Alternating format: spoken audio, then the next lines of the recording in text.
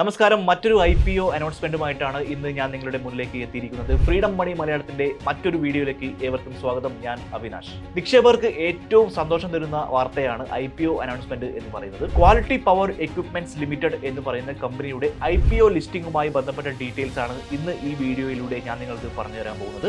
അവരുടെ ഈ quality power equipments ലിമിറ്റഡിന്റെ ആദ്യത്തെ IPO ലിസ്റ്റിംഗ് ആണ് ഇത്.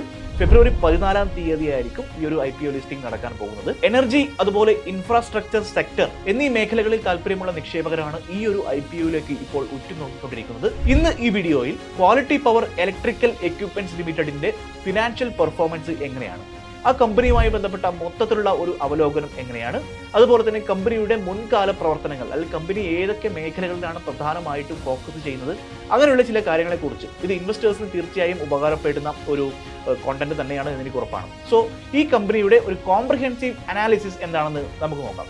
2001 സ്ഥാപിതമായ quality power electricals equipments limited ഉയർന്ന വോൾട്ടേജ് ഇലക്ട്രിക്കൽ ഉപകരണങ്ങളും ഗ്രിഡ് കണക്ടിവിറ്റിക്കും ഊർജ്ജ സംക്രമണത്തിനുമുള്ള സൊല്യൂഷനുകൾക്ക് പ്രത്യേകം ശ്രദ്ധ നൽകുന്നു.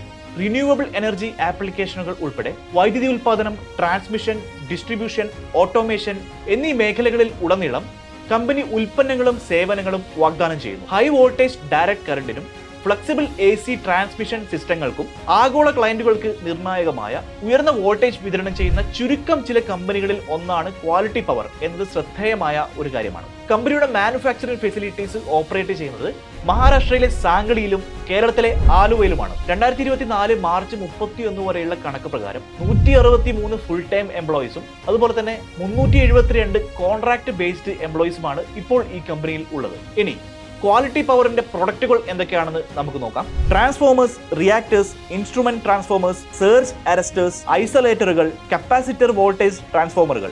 ഫോർച്യൂൺ 500 കമ്പനികളും വൻകിട കമ്പനികളും ഉൾപ്പെടെ വൈവിധ്യമാർന്ന ഉപഭോക്താക്കൾക്ക് സേവനം നൽകുന്ന വൈദ്യുതി ഉൽപാദനം, പ്രക്ഷേപണം, വിതരണം എന്നിവയിലെ വിവിധ ആപ്ലിക്കേഷനുകൾ ഈ ഉൽപ്പന്നങ്ങൾ നിറവേറ്റുന്നു. ഇനി ഈ IPOയുമായി ബന്ധപ്പെട്ട മറ്റ് പ്രധാനപ്പെട്ട വിവരങ്ങൾ എന്തൊക്കെയാണെന്ന് നമുക്ക് നോക്കാം. ഈ IPOയിൽ 225 കോടി രൂപയുടെ പുതിയ ഇഷ്യൂവും 10 രൂപ മുഖവിലയുള്ള 1,49,10,500 ഇക്വിറ്റി ഷെയറുകളുടെ വിൽപ്പനയ്ക്കുള്ള ഓഫറും ഉൾപ്പെടുന്നു. ഇതിന്റെ പ്രൈസ് ബാൻഡ് എന്ന് പറയുന്നത് 401 രൂപ മുതൽ 425 രൂപ വരെ പെർ ഷെയർ ആണ്. ഫെബ്രുവരി 14 ഓപ്പൺ ചെയ്യുന്ന ഈ IPO ഫെബ്രുവരി 18 തീയതി ക്ലോസ് ആകുന്നു. BSEയിലും NSEയിലും ഷെയറുകൾ ലിസ്റ്റ് ചെയ്യപ്പെടുന്നു. ഫെബ്രുവരി 21 തീയതിയാണ് ലിസ്റ്റിംഗ് ചെയ്യുമെന്ന് പ്രതീക്ഷിക്കപ്പെടുന്നത്.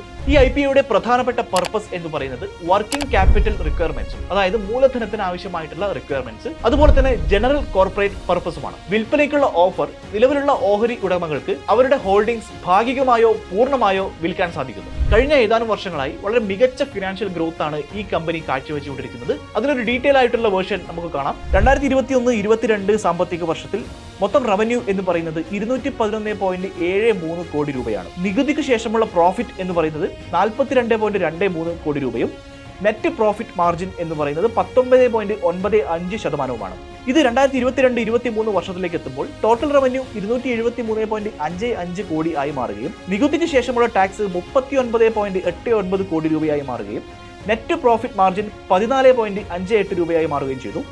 2023-24 വർഷത്തിൽ ടോട്ടൽ റവന്യൂ 331.40 കോടി രൂപയും നികുതിക്ക് ശേഷമുള്ള പ്രോഫിറ്റ് 55.47 കോടി രൂപയായി മാറുകയും നെറ്റ് പ്രോഫിറ്റ് മാർജിൻ 16.74 കോടി രൂപയായി മാറുകയും ചെയ്തു. 2021-22 സാമ്പത്തിക വർഷം മുതൽ 2022-23 സാമ്പത്തിക വർഷം വരെ ഏകദേശം 25.5% സംയുക്ത വാർഷിക വളർച്ചാ നിരക്ക് ഉണ്ടായിട്ടുണ്ട്. ഇതാണ് ഇതിന്റെ റവന്യൂ ഗ്രോത്ത് എന്ന് പറയുന്നത്. അതുപോലെ തന്നെ ഇതിന്റെ ലാഭക്ഷമത എന്ന് പറയുന്നത് മെച്ചപ്പെട്ട രീതിയിൽ തന്നെയാണ് കാണിക്കുന്നത്. ഇനി ഈ കമ്പനിയുടെ കോമ്പറ്റീഷനായിട്ട് വരുന്ന കമ്പനികൾ എങ്ങനെയാണ് പെർഫോം ചെയ്യുന്നതെന്നും അവരുടെ റവന്യൂ എങ്ങനെയാണെന്നും നമുക്ക് നോക്കാം. ക്വാളിറ്റി പവർ ഇലക്ട്രിക്കൽ എക്വിപ്മെന്റ്സിന്റെ റവന്യൂ എന്ന് പറയുന്നത് 331.40 കോടി രൂപയാണ്. Net profit margin 16.74%. High voltage electrical എക്വിപ്മെന്റ്സിലാണ് ഈ കമ്പനി ഫോക്കസ് ചെയ്യുന്നത്.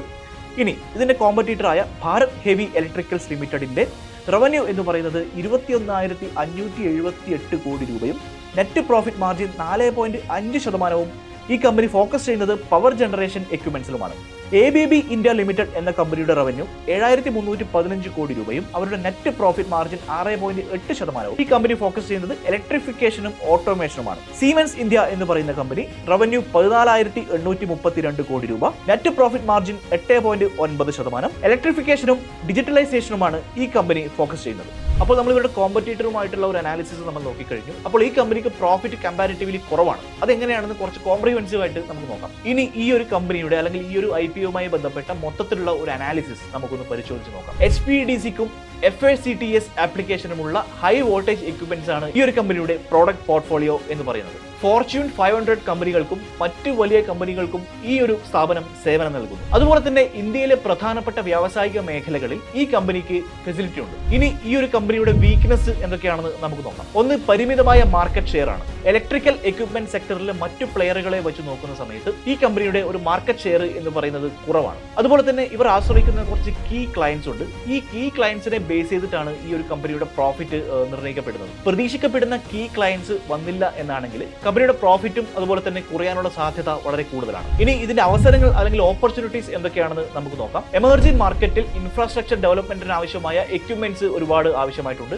സോ അത് വളരെ വലിയ ഒരു സാധ്യതയാണ്. അതുപോലെ തന്നെ ഗ്രിഡ് കണക്റ്റീവ് സൊല്യൂഷൻസിന്റെ അധികമായ ആവശ്യകതയും ഇതിന്റെ ഒരു ഓപ്പർച്യൂണിറ്റിയാണ്. ഈ കമ്പനി നേരിടുന്ന ചില വെല്ലുവിളികൾ എന്തൊക്കെയാണെന്ന് നമുക്ക് നോക്കാം. നേരത്തെ പറഞ്ഞതുപോലെ ഈ കമ്പനിയുടെ കോമ്പറ്റീറ്റേഴ്സ് ആയിട്ടുള്ള മറ്റു കമ്പനികൾ വളരെ സ്ട്രോങ് ആയിട്ടുള്ള പോർട്ട്ഫോളിയോ നിലനിർത്തിക്കൊണ്ടിരിക്കുകയാണ്. അതുപോലെ തന്നെ അനുദിനം വികസിച്ചുകൊണ്ടിരിക്കുന്ന വ്യാവസായിക മാനദണ്ഡങ്ങൾ പാലിക്കുന്നതിനുള്ള ഒരു റെഗുലേറ്ററി ചാലഞ്ചസും ഈ കമ്പനി നേരിടുന്നുണ്ട്. ഈ കമ്പനിയുടെ ഒരു GMP റേഷ്യോനെ കുറിച്ച് പറയുകയാണെങ്കിൽ, അതായത് ഗ്രേ മാർക്കറ്റ് പ്രീമിയത്തെ കുറിച്ച് പറയുകയാണെങ്കിൽ 2025 ഫെബ്രുവരി 10 വരെ ഗുണനിലവാരമുള്ള പവർ ഇലക്ട്രിക്കൽ ഉപകരണങ്ങളുടെ IPOക്കുള്ള ഗ്രേ മാർക്കറ്റ് പ്രീമിയം ഒരു ഷെയറിന് ഏകദേശം 65 രൂപയാണ്. ഇത് മിതമായ നിക്ഷേപ താല്പര്യങ്ങളും സാധ്യതകളുമുള്ള ലിസ്റ്റിംഗ് നേട്ടങ്ങളെ സൂചിപ്പിക്കുന്നു. ഇനി ഇൻവെസ്റ്റ് ചെയ്യുമ്പോൾ പ്രധാനമായിട്ട് നമ്മൾ പരിഗണിക്കേണ്ട കാര്യങ്ങൾ എന്തൊക്കെയാണെന്ന് നമുക്ക് നോക്കാം. എന്തുകൊണ്ട് നമ്മൾ ഇൻവെസ്റ്റ് ചെയ്യണം? Why we should invest? Consistent ആയിട്ടുള്ള റവന്യൂ ഗ്രോത്തോടു കൂടെയുള്ള സ്ട്രോങ് ആയിട്ടുള്ള ഒരു ഫിനാൻഷ്യൽ പെർഫോമൻസ് ഇത് കാഴ്ചവെക്കുന്നു. ഹൈ ഡിമാൻഡ് സെക്ടറുകൾക്കുള്ള സ്പെഷ്യലൈസ്ഡ് ആയിട്ടുള്ള പ്രൊഡക്റ്റ് ആണ് ഈ ഒരു കമ്പനി ഉൽപ്പാദിപ്പിക്കുന്നത്.